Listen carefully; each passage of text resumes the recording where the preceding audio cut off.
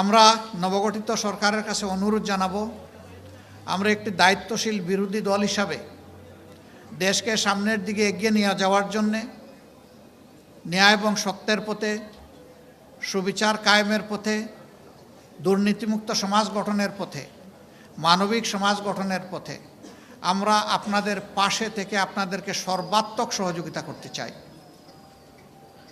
এখন এই সহযোগিতা নেওয়া আপনাদের দায়িত্ব, কিন্তু যদি এর বিপরীত কিছু হয়, আল্লাহ রাব্বুল আলামিন যেন আমাদেরকে সামর্থ্য দান করেন, আমরা যেন 18 কোটি মানুষের পক্ষে থাকতে পারি, আমরা যেন আল্লাহর বিধানের পক্ষে থাকতে পারি। এখানে আমরা কোনো আপোষ করতে পারবো না। আমাদের রাজনীতি আমাদের জন্য নয়, আমাদের এই রাজনীতি মানবতার জন্যে। মানুষের ক্ষতি হবে আর চুপ করে আমরা বসে থাকবো, এটা আমাদের জন্য অসম্ভব।